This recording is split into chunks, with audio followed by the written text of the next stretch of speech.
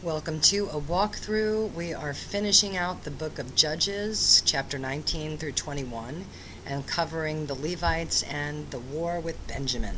Let's begin. And it came to pass in those days, when there was no king in Israel, that there was a certain Levite staying in the remote mountains of Ephraim. He took for himself a concubine from Bethlehem in Judah. But his concubine played the harlot against him, and went away from him to her father's house at Bethlehem in Judah, and was there 4 whole months. Then her husband arose and went after her, to speak kindly to her and bring her back, having his servant and a couple of donkeys with him. So she brought him into her father's house, and when the father of the young woman saw him, he was glad to meet him. Now his father-in-law, the young woman's father, detained him, and he stayed with him 3 days. So they ate and drank and lodged there. Then it came to pass on the 4th day that he arose early in the morning, and he stood to depart. But the young woman's father said to his son-in-law, "Refresh your heart with a morsel of bread, and afterward go your way." So they sat down, and the 2 of them ate and drank together. Then the young woman's father said to the man, "Please be content to stay all night, and let your heart be merry." And when the man stood to depart, his father-in-law urged him, so he lodged there again. Then he arose early in the morning on the 5th day to depart. But the young woman's father said, "Please refresh your heart." So they delayed until afternoon, and both of them ate. And when the man stood to depart, he and his concubine and his servant, his father-in-law, the young woman's father, said to him, "Look, the day is now drawing toward evening. Please spend the night. See, the day is coming to an end. Lodge here that your heart may be merry. Tomorrow go your way early, so that you may get home." However, the man was not willing to spend that night. So he rose and departed, and came to opposite Jebus, that is, Jerusalem. With him were 2 saddled donkeys. His concubine was also with him. They were near Jebus, or Jerusalem, and the day was far spent. And the servant said to his master, "Come, please, let us turn aside into this city of the Jebusites, and lodge in it." But his master said to him, "We will not turn aside here into a city of foreigners, who are not of the children of Israel. We will go on to Gibeah." So he said to his servant, "Come, let us draw near to one of these places, and spend the night in Gibeah or in Ramah." And they passed by and went their way, and the sun went down on them near Gibeah, which belongs to Benjamin. They turned aside there to go in to lodge in Gibeah.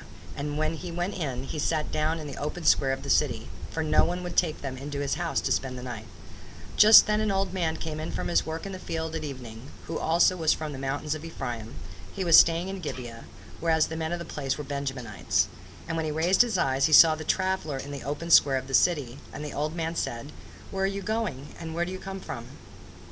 So he said to them, "We are passing from Bethlehem in Judah toward the remote mountains of Ephraim. I am from there.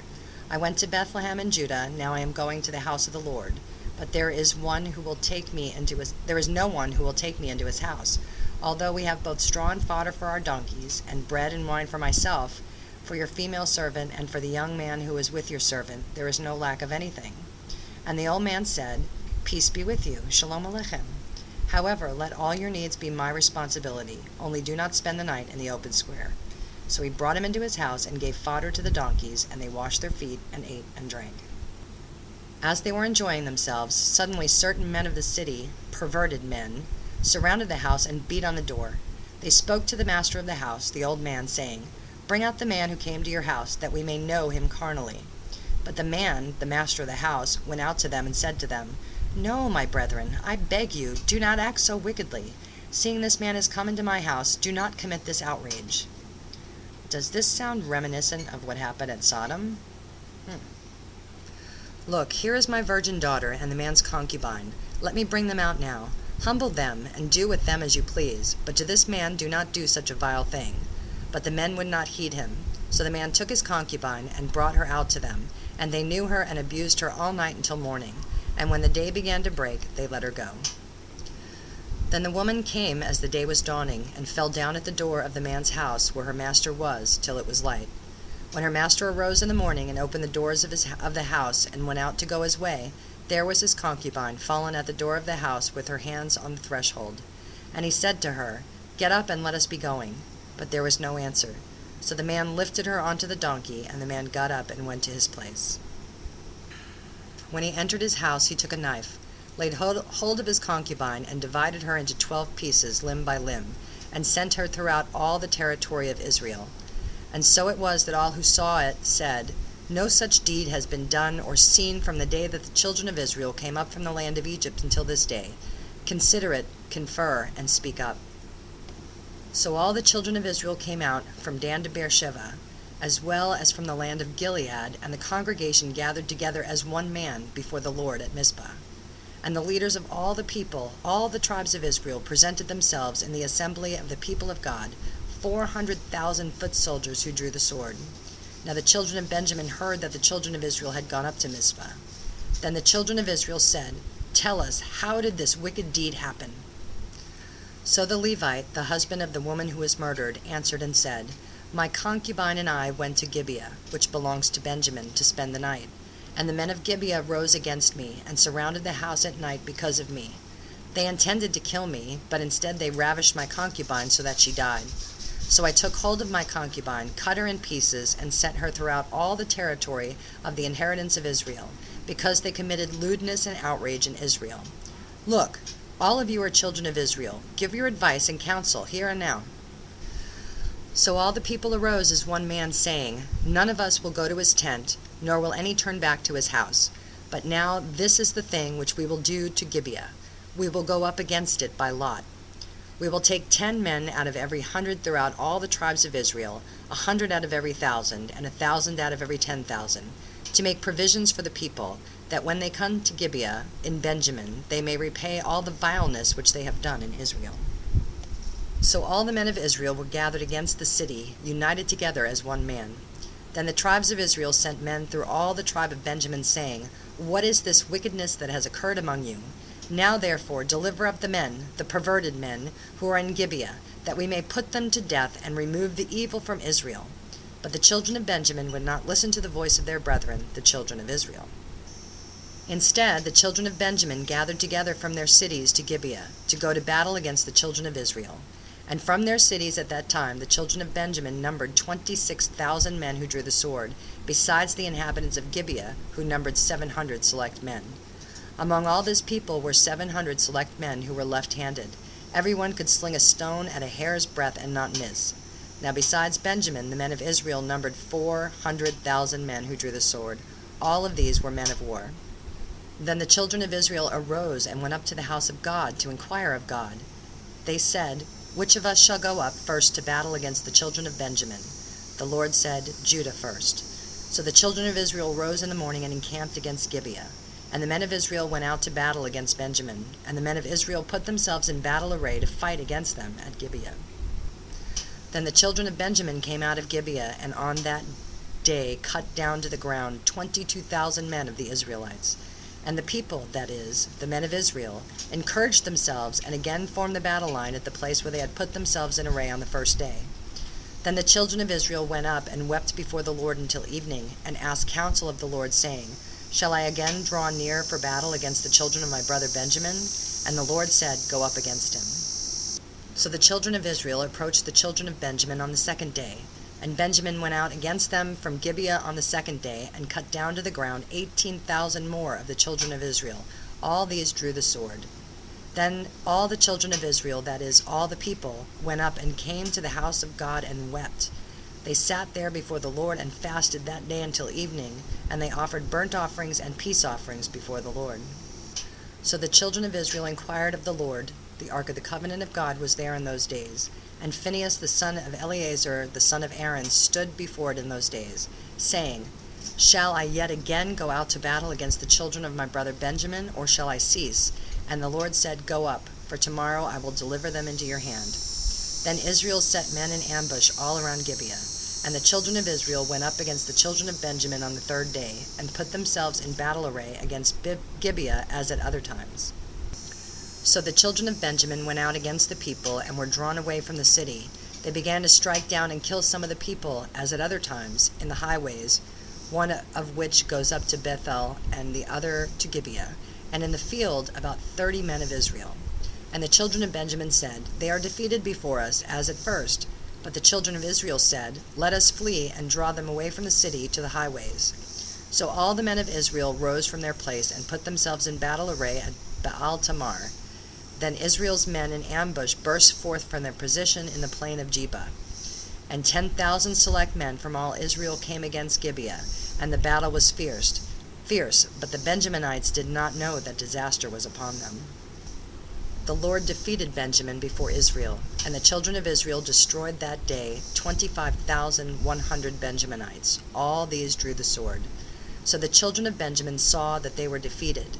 The men of Israel had given ground to the Benjaminites because they relied on the men in ambush whom they had set against Gibeah. And the men in ambush quickly rushed upon Gibeah. The men in ambush spread out and struck the whole city with the edge of the sword. Now the appointed signal between the men of Israel and the men in ambush was that they would make a great cloud of smoke rise up from the city, whereupon the men of Israel would turn in battle. Now Benjamin had begun to strike and kill about 30 of the men of Israel, for they said, "Surely they are defeated before us, as in the first battle." But when the cloud began to rise from the city in a column of smoke, the Benjaminites looked behind them, and there was the whole city going up in smoke to heaven. And when the men of Israel turned back, the men of Benjamin panicked, for they saw that disaster had come upon them.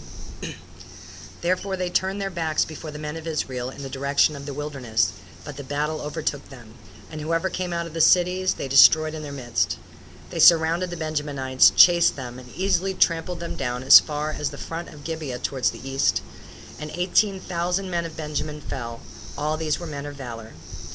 When they turned and fled towards the wilderness to the rock of Rimmon, they cut down 5,000 of them on the highways. Then they pursued them relentlessly up to Gittim and killed 2,000 of them. So all who fell of Benjamin that day were 25,000 men who drew the sword. All of these were men of valor. But 600 men turned and fled toward the wilderness to the rock of Rimmon, and they stayed at the rock of Rimmon for 4 months. And the men of Israel turned back against the children of Benjamin and struck them down with the edge of the sword.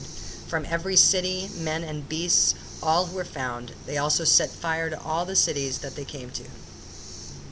Now the men of Israel had sworn an oath at Mizpah, saying, "None of us shall give his daughter to Benjamin as a wife." Then the people came to the house of God, and remained there before God till evening.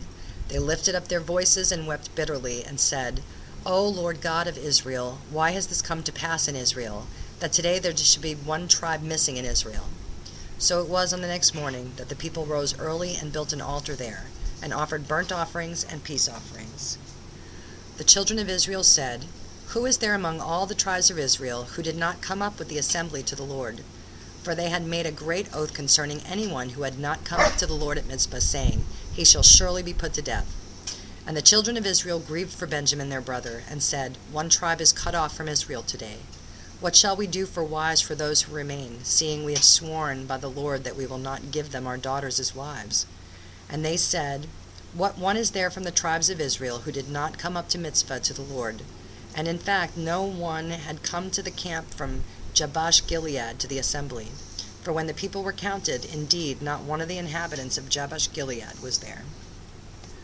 So the congregation sent out there 12,000 of their most valiant men, and commanded them, saying, "Go and strike the inhabitants of Jabesh Gilead with the edge of the sword, including the women and children. And this is the thing that you shall do. You shall utterly destroy every male, and every woman who has known a man intimately." So they found among the inhabitants of Jabesh Gilead 400 young virgins who had not known a man intimately, and they brought them to the camp at Shiloh, which is in the land of Canaan. Then the whole congregation sent word to the children of Benjamin who were at the rock of Rimmon, and announced peace to them. So Benjamin came back at that time, and they gave them the women they had saved alive from the women of Jabesh Gilead. And yet they had not found enough for them. And the people grieved for Benjamin, because the Lord had made a void in the tribes of Israel. Then the elders of the congregation said, "What shall we do for wives for those who remain, since the women of Benjamin have been destroyed?" And they said, "There must be an inheritance for the survivors of Benjamin, that a tribe may not be destroyed from Israel. However, we cannot give them wives from our daughters, for the children of Israel have sworn an oath, saying, 'Cursed be the one who gives a wife to Benjamin.'" Then they said, "In fact, there is a yearly feast of the Lord in Shiloh, which is north of Bethel, on the east side of the highway that goes up from Bethel to Shechem, and south of Lebanah." Therefore they instructed the children of Benjamin, saying, "Go lie in wait in the vineyards, and watch.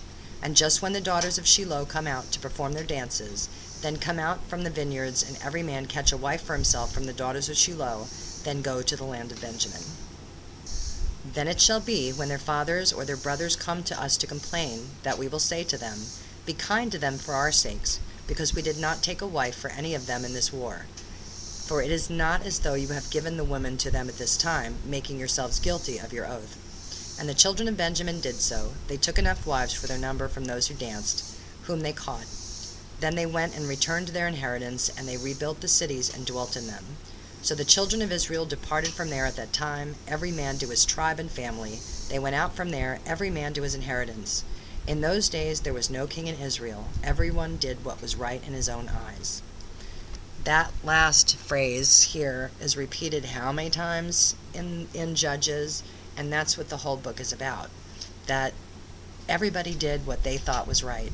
And as you can tell from all the stories, it wasn't always very good. So I pray that all of us would do things God's ways and not our ways, because we don't get it right.